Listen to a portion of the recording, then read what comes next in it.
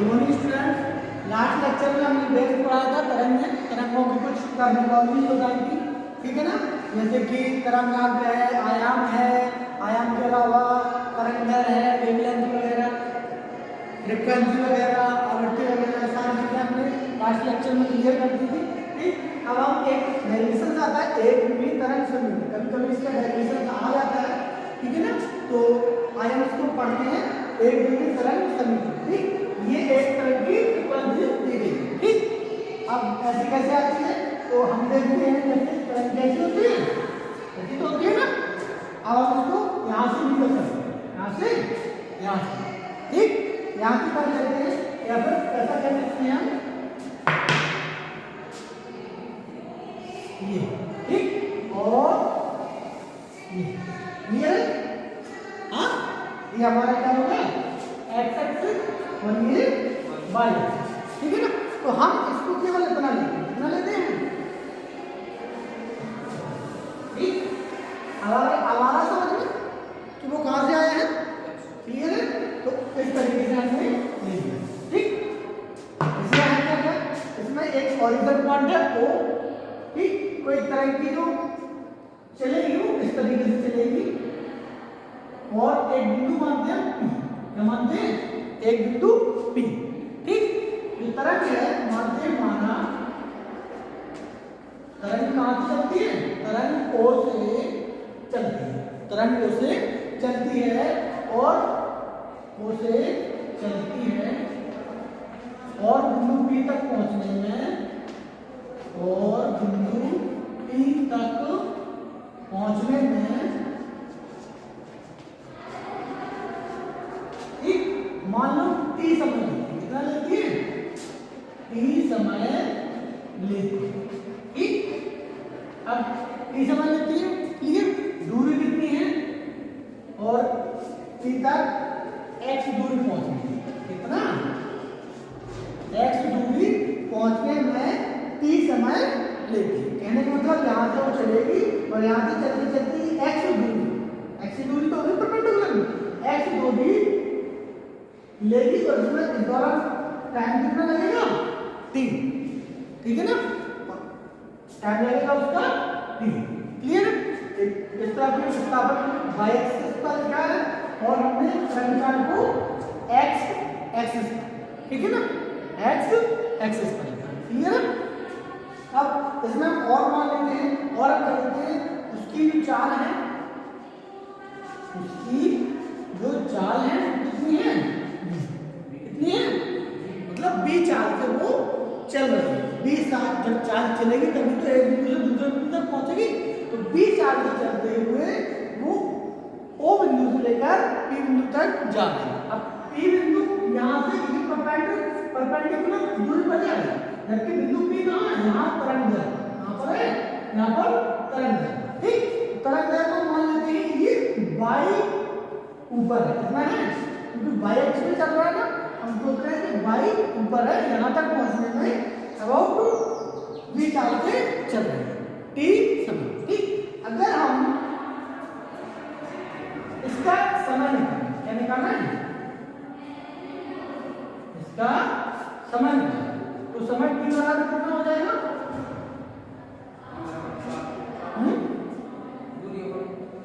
बस वही एक फॉर्मूला कौन सा, चाल बराबर दूरी बटे समय, क्योंकि हमें समय निकालना है तो समय को इस तरफ ले लेंगे, तो दूरी कितनी है हमारी x, चाल कितनी है, क्लियर। तो जब हम कोई एक बिंदु होता है ओरिजिन से P बिंदु तक पहुंचने में x अपॉन v टाइम लेता है, कितना लेता है, x अपॉन v, ठीक है। अब हम अगर सापेक्ष मानते इसको x अक्ष के सापेक्ष, x अक्ष के सापेक्ष, जब यह किसी अक्ष के हम सापेक्ष निकालते हैं तो हम उसे मान लेते हैं कि t होता है, उसको फंक्शनल मान लेते हैं, क्या करते हैं, फंक्शनल, ठीक। t को हम फंक्शनल मान लेते हैं तो x अक्ष के सापेक्ष आएगा, क्लियर। अगर x अक्ष के सापेक्ष लिख रहे हैं तो फंक्शनल t आएगा, या इसको एफ टी लिख सकते हैं या एफ एक्स अपॉन वी लिख सकते हैं। क्लियर है? एक्स अपॉन वी लिख सकते हैं। फंक्शनल टी की जगह पर हम एक्स अपॉन वी रख देते हैं, तो फंक्शनल एक्स अपॉन वी लिख सकते हैं। ठीक, अब मान लेते हैं माँ वैसे इतना टाइम टी लगेगा। क्लियर है? ओके, अब अगर हम विस्थापन निकालते क्या निकालते हैं? विस्थापन। पहले इतना लिख लो, इसके बाद हम इसमें विस्थापन निकालते हैं। क्लियर?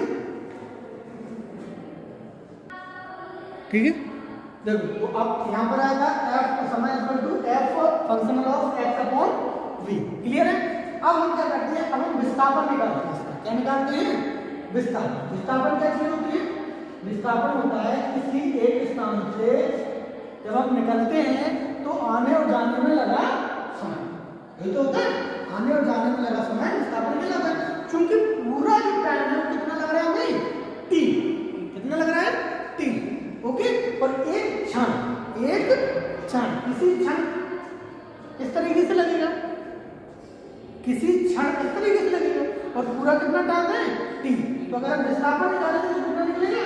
टी पूरे समय में से अगर हम क्षण को हटा। क्लियर है? क्लियर? यह आ जाएगा अपना, इसको हम फंक्शनेट कर लेते हैं। कर लेते हैं फंक्शनेट कर लेते हैं। ठीक है ना? अब यह आ गया विस्थापन हमारा। अब हम क्या करते हैं, ये जो विस्थापन है कहाँ आया है? एक्स एक्सिस पर। कहाँ आया? X axis. एक्स एक्सिस कैसा होता है? ऐसा, जो अभी हमने बताया था ना। अब तरंग दैर्घ्य तो हमने यहाँ से चलते हुए बताई थी। अब तरंग दैर्घ्य ऐसे भी जाती है, नहीं जाती है ना? क्योंकि चलेगी तो ऐसे ही, ऐसे ऐसे ऐसे ऐसे। तो ये एक्स एक्सिस होता है, ये भी पूरा एक्स एक्सिस है। ये यहाँ से यहाँ तक क्या होता है? पूरा एक्स, और ये क्या होता है? पूरा वाई। तो ये एक्स एक्सिस का प्लस पॉइंट होता है। कौन सा होता है? Plus point. और ये कौन सा होता है? माइनस। क्लियर है? तो अभी हम कहाँ पे हैं? प्लस पे। ये फॉर्मूला कैसे आया है? प्लस पे। नक्की क्या है ना? हाँ, ये आया प्लस के फॉर्मूला नंबर 1। ठीक है ना? Let it go. अब हम क्या करते हैं? लेट इट, मान लेते हैं माइनस में चलेंगे। कहाँ चलेंगे? माइनस में। माइनस में चलेंगे तो कहाँ चलेंगे हम? अलग एक्स एक्सिस ऋणात्मक रूप में। जब धनात्मक रूप में यहाँ माइनस आ रहा है तो ऋणात्मक रूप में क्या आएगा? प्लस। क्या आएगा? प्लस। तो T plus x upon V. Clear है? ओके, इसको मान लेते हैं हम दूसरा। क्या मान लेते हैं? इसको फॉर्मूला मान लेते हैं दूसरा। ठीक है? आप बोलो कौन सा? विस्थापन के बाद कोई चीज नहीं है, विस्थापन है। विस्थापन है टी माइनस, क्योंकि पूरा टर्न है। पूरे टर्न में से हम इतना, हमारा छोटा तो विस्थापन आया था कण के लिए, किसी कण के लिए इतना आया था ना, तो कण के लिए इतना आया था, पूरा इतना है। तो पूरे समय में से थोड़ा समय निकाल लेते हैं तो हमारा क्या होता है? विस्थापन। तो हमें विस्थापन निकालना है तो T minus x upon W. तो T plus x upon W plus कहाँ से आया? ये माइनस वाले पार्ट में। ठीक, प्लस वाले पार्ट के लिए यहाँ माइनस है, तो माइनस वाले पार्ट के लिए यहाँ क्या होगा? प्लस आ जाएगा। ठीक है ना? अब चूंकि सबसे सरल गति, जो सबसे सरल गति होती है वो होती है तरंग दैर्घ्य की सरल आवर्त गति। ठीक है ना? सरल आवर्त गति देखो, कोई दोलन किस तरीके से चलता रहता है, ये तो होती है सरल आवर्त गति, है ना? तो सबसे सरल जो आवर्त गति होती है, तरंग की गति होती है, वो सरल आवर्त गति होती है। तो सरल आवर्त गति में एक समीकरण होता है y equal to 2 pi omega. नहीं, ये नहीं होता है, तो ओमेगा का मान होता है। ठीक है ना? एक समीकरण होता है y equal to a sin omega. ठीक है? ये होता है क्या इसके लिए? सरल आवर्त गति। कैसे होता है? सरल आवर्त गति। ठीक है? सरल आवर्त गति। हम सरल आवर्त गति के फॉर्मूले को यहाँ से और आगे ले जाएंगे, ठीक है ना। मैं काम को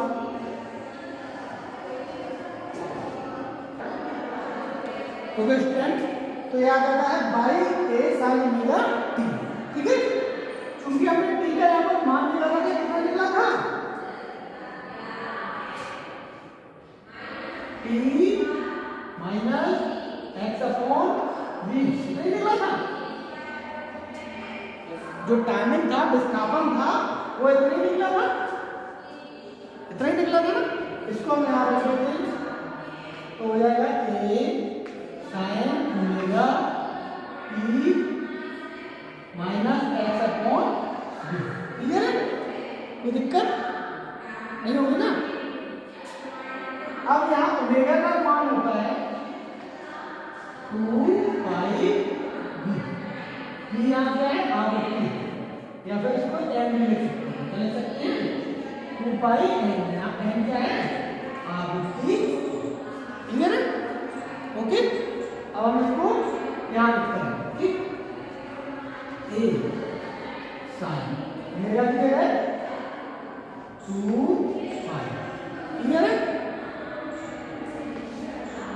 उस तरफ जाएंगे तो N T minus N X upon V, clear है, कोई दिक्कत।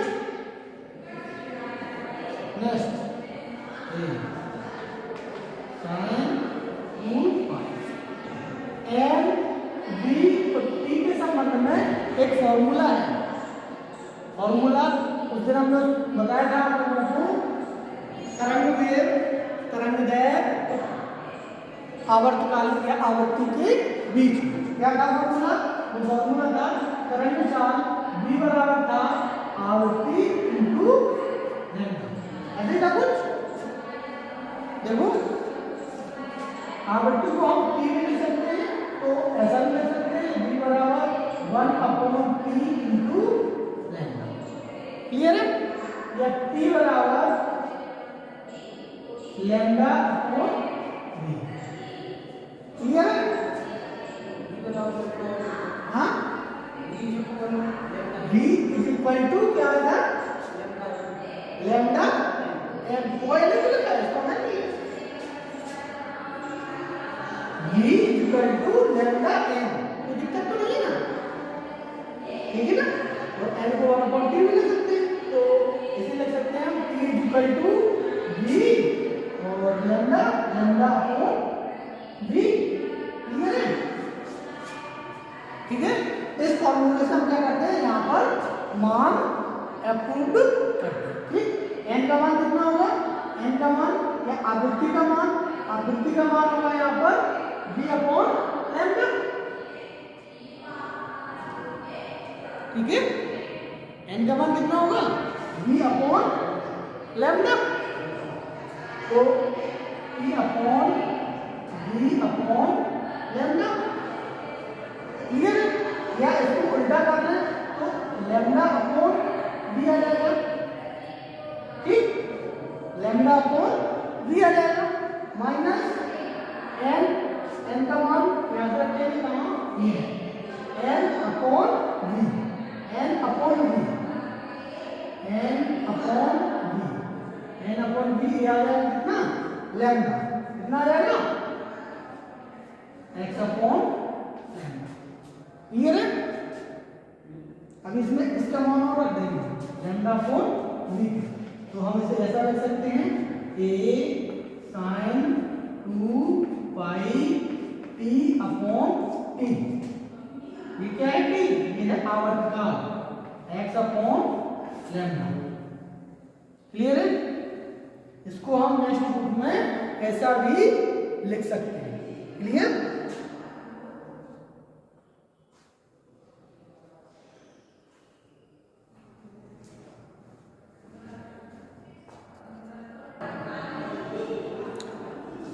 यहाँ तक समझ में आया, कोई दिक्कत। और इसको आगे लिखते हैं ए साइन 2 पाई, ठीक है। इसमें हम लैम्डा क्या कर लेते हैं, क्रॉस आउट बाहर कर लेते हैं। जब हम बाहर कर लेंगे तो हमारे पास क्या बचेगा dt माइनस एक्स, इतने बचेगा, y equal to dt minus X. ये होता है एक और फॉर्मूला, और ये काम भी होगा प्लस अक्ष के लिए, किस अक्ष के लिए? प्लस अक्ष के लिए। क्लियर है? अभी हम इसका माइनस अक्ष के लिए निकालेंगे, और माइनस अक्ष का निकालने के बाद में दोनों को हम अलग अलग तरीके से अलग अलग रूप में हम लेकर चलेंगे। ठीक है? अब यदि प्लस के रूप में आया, अब अगर हम इसे कहें माइनस के रूप में कैसे आएगा, तो माइनस के रूप में आएगा y equal to a sin 2 pi upon lambda dt plus कैसा आएगा? dt plus. ओके, तो ये आएगा कौन सा अक्ष पर? ये आएगा प्लस के अक्ष पर। ठीक है? ओके, क्लियर हो गया? यहां तक क्लियर हो गया? अब उन्होंने क्या किया, उन्होंने ऐसा कहा 2 पाई अपॉन लैम्डा, ये तो है, इसको उन्होंने टर्मिनेट किया 2 पाई और आवृत्ति के ऊपर ये डैश लगा दिया। ये क्या है? आवृत्ति। तो हम n भी लिख सकते हैं, क्या लिख सकते हैं? n डैश, क्या कह सकते हैं हम? n dash. ठीक, इन्होंने इसको कांस्टेंट माना। क्या माना? कांस्टेंट का मतलब एक नियतांक मान लिया कि 2 पाई n डैश या n बार एक कांस्टेंट माना है, जिस कांस्टेंट को हम कहते हैं संचरण स्थिरांक। क्या कहते हैं? संचरण स्थिरांक या प्रोग्रेसिव कांस्टेंट। ठीक,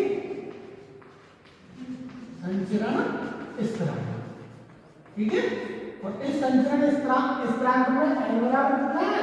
n बराबर होगा 1 अपॉन लैम्डा। 1 अपॉन लैम्डा ही तो होगा, क्योंकि 2 पाई से 2 पाई निकले हैं, और n की जगह क्या है? 1 अपॉन लैम्डा। क्लियर? तो और इसको क्या कहते हैं? इसको हम कहते हैं तरंग संख्या। क्या कहते हैं? तरंग संख्या।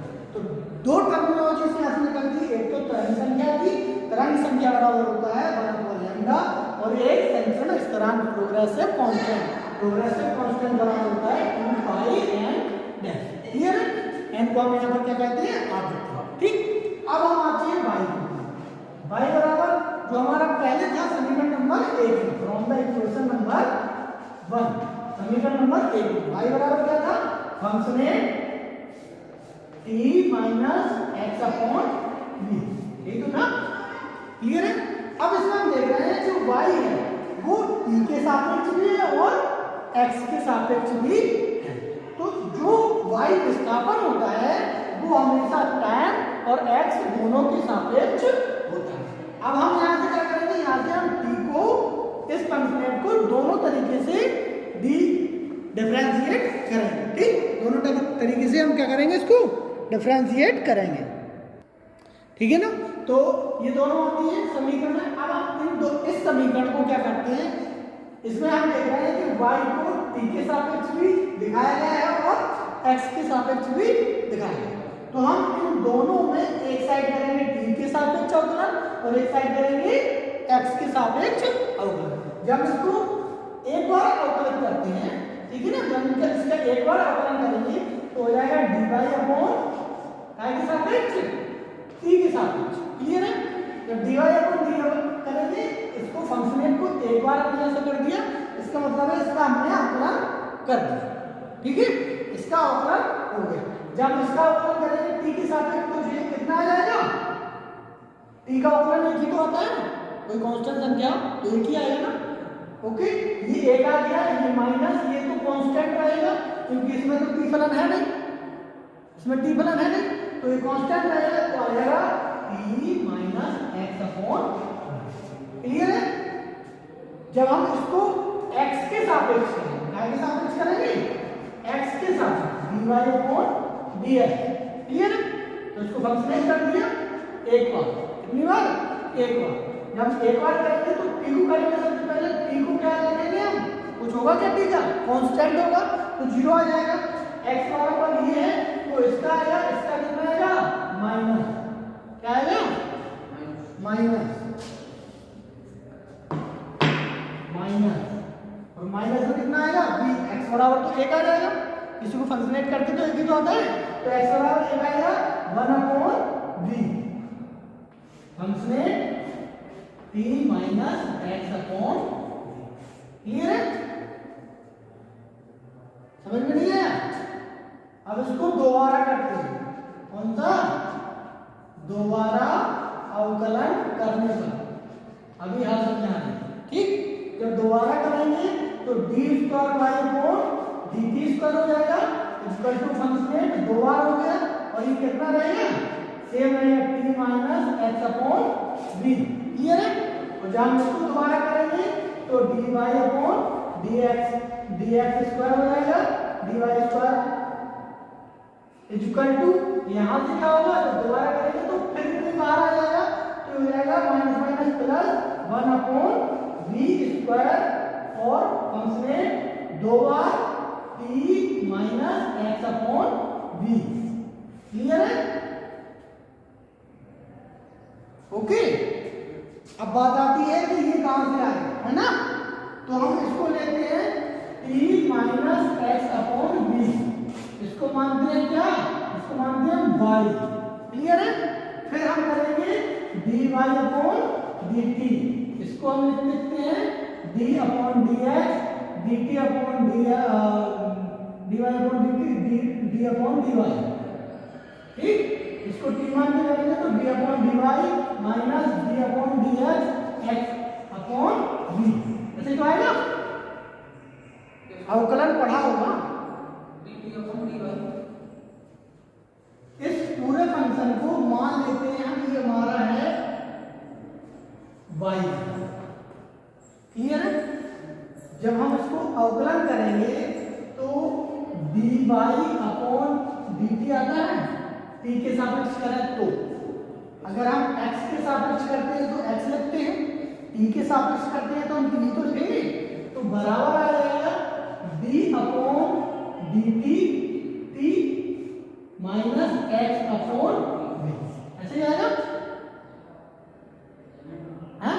जब हम t को t के सापेक्ष करेंगे तो कितना आएगा? एक ही आता है, एक ही आता है, t के सापेक्ष जब अवकलन करते हैं एक ही आता है, नहीं आता? एक ही आएगा? हाँ, 1 अपॉन टी बेटा लॉग में आता है, ठीक है? अवकलन समाकलन मैडम ने पढ़ाए होंगे, नहीं पढ़ाए? हाँ, पढ़ाए ना? पढ़ाएंगे। जब आप इसको पढ़ेंगे अच्छी तरीके से तो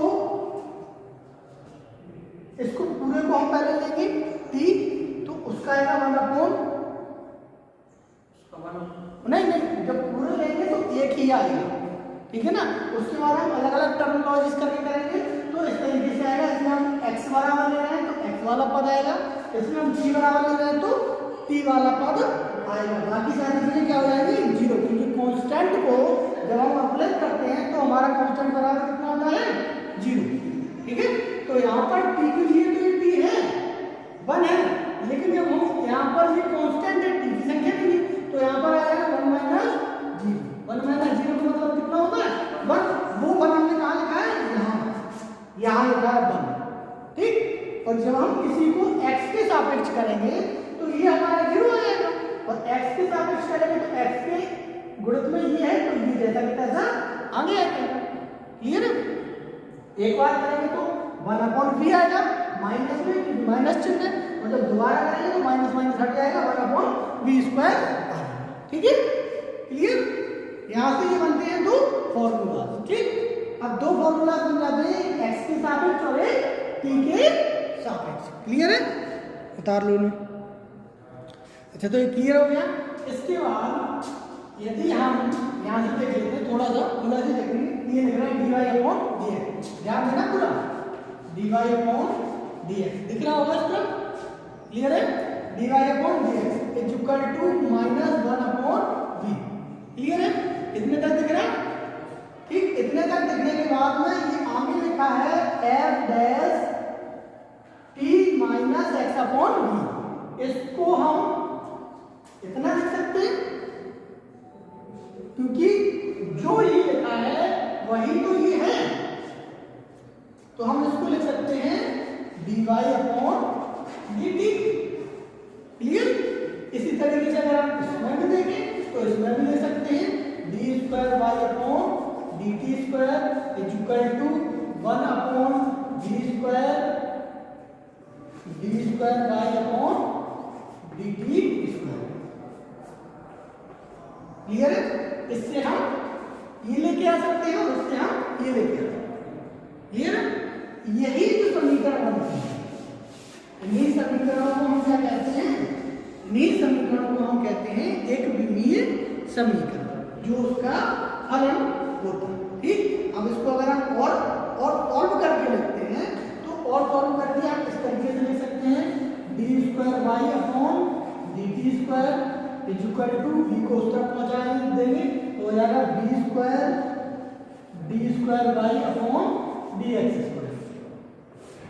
ठीक, ये समीकरण आया। ठीक है ना?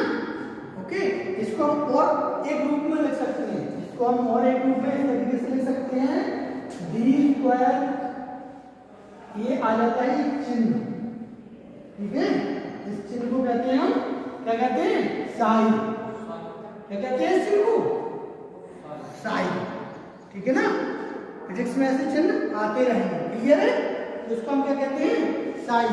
D square sine upon D T square और is equal to B square D square Y की जगह हमने क्या लिखा है? Sine upon D X square.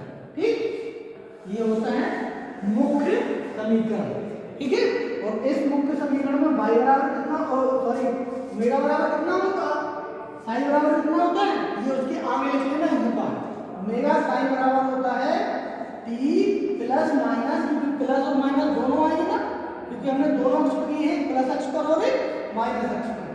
Omega sine बराबर होगा t plus minus x upon v, क्योंकि ये हमारा काय का मान था? y का मान था। तो y बराबर हमने कितना निकाला था? अपने को निकाला था y बराबर, जो पहला समीकरण था वो y बराबर t plus minus x upon v था, है ना? तो y को हमने ओमेगा साइन मान लिया, तो हमने y की जगह पर वहां साइन रख दिया, तो ये फॉर्मूला बन गया। और ये समीकरण में साइन बराबर हमने इतना लिया है, इसको हम आगे फंक्शनेट कर रहे हैं। ठीक है, ये कंप्लीट